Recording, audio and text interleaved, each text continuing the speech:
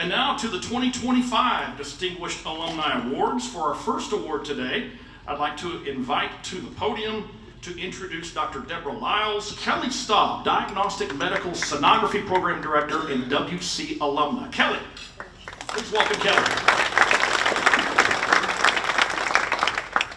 Had a feeling I was going to have to go first. My name is Kelly Staub. I'm the Diagnostic Medical Sonography Program here at the college. So today is truly special. It is my honor to stand and introduce one of the distinguished alumni who's not only an incredible historian and educator, but is someone who has been one of my greatest inspirations, my mom, Dr. Deborah Liles. Her journey is nothing short of remarkable. She was born in a small town in England and moved to America when she was 16 years old. While balancing the role of mother, wife, and business owner, she made the decision to pursue her associate degree to advance her education. In May of 2005, her and I both earned our first degree together on the same evening from Weatherford College. This marked the beginning of her continued commitment of lifelong learning. She went on to earn her bachelor's and master's degree, and in 2013, she graduated with her PhD from the University of North Texas. In 2018, after teaching thousands of students at UNT, she accepted a position as the W.K. Gordon Chair of Texas History at Tarleton State University, where she is still employed today. What has always impressed me the most about my mom isn't just her academic achievements, it's how much she gives back. She serves on several important boards, including the Texas State Archives and Libraries and the Bob Bullock State Museum. She is a fellow in both the East and West Texas Historical Associations and has also volunteered as an elections clerk in Parker County for over a decade. She has made a significant impact in documenting history through her writing. She has authored or co-edited multiple books and is currently working on 3 more, along with 2 major digital projects. Her writing has received multiple accolades, including the Liz Carpenter Award, the Otis Locke Award, and the Temple Vick Award. On a side note, I absolutely love reading. Not really history books, but don't tell my mom. But in all seriousness, I've always loved reading book dedications. It's crazy that my mom, who owned a stained glass store my entire childhood, has now written multiple books that have written dedications to my dad, my brother, and I, and both my boys. Scholarships my mom received at Weatherford College made it possible for her to begin to pursue her dreams. She, in turn, has raised several $1,000s in scholarships that have served both Weatherford College and Tarleton University students. Her passion for history, her commitment to service, and her belief in the importance of education have made a lasting impression on many lives, including mine. I'm incredibly proud of the legacy she continues to build, and I'm grateful to call her both my mentor and my mom, Dr. Deborah Liles.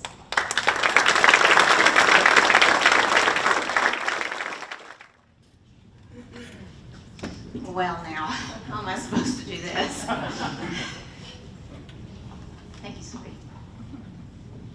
So she already said most of what I wanted to say, so I could probably just step down and not have to worry about this. Let me just sum this up really quick. I tried 3 times to get my associate's degrees before it happened. There were those major challenges. Basically the realities of life, cost, time, and family. Cost was addressed in large part by several scholarships offered by Weatherford College and Pell Grants. Without those, I'm honestly not sure I would have ever attended college, as the house payment, insurance, food, and all of the other costs of living came first. Why mention this? Sustaining scholarships and other avenues to make education accessible for everyone is vital and is something I'm truly grateful for. Time. Is there ever enough? The first time I went to junior college, I was pregnant with Kelly and worked in multiple jobs as a bartender and waitress. I wanted to be a police detective when I grew up, but I changed my mind when evaluating how having a small child and working in a high-risk job would not go well together, so I dropped out of college. My second attempt was at Weatherford College. I was bartending until 3 a.m. in the morning, and tests always seemed to happen on Friday mornings after I had worked the Thursday night. We had 2 children by then. My husband, Mike, who's here tonight, worked endless hours in construction to provide for us. I couldn't keep up, so I dropped out again. My third attempt started around 2002. This time I owned Images of Glass on York Avenue by then, this time I owned Images of Glass on York Avenue. And Paula Durant, who worked for me at the time, decided to enroll at Weatherford College.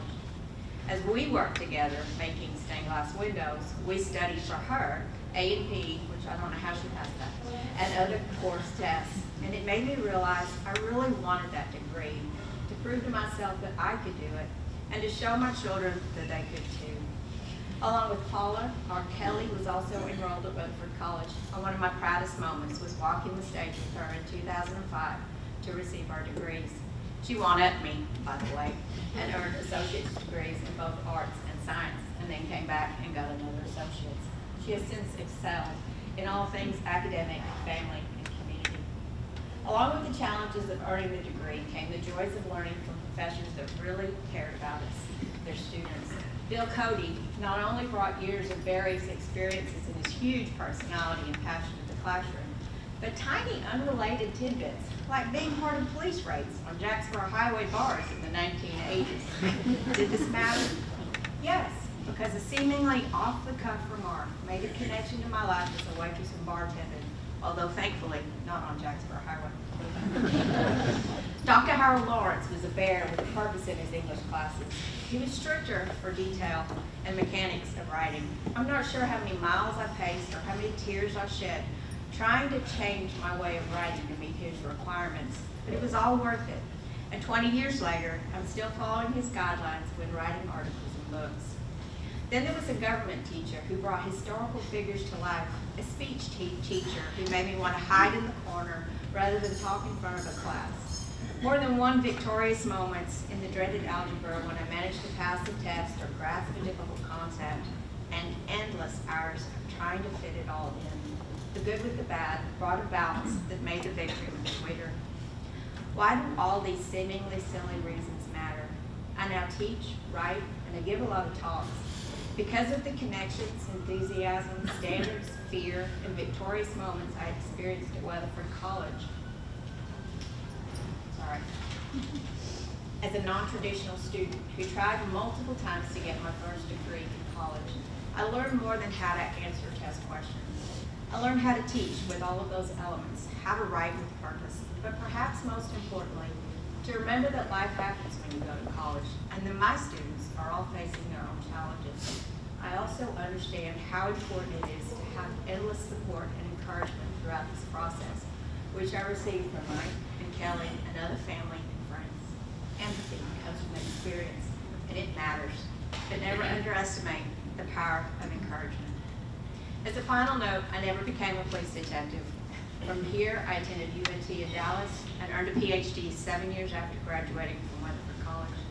Somehow, fortune smiled, and I found my way to becoming a history detective instead.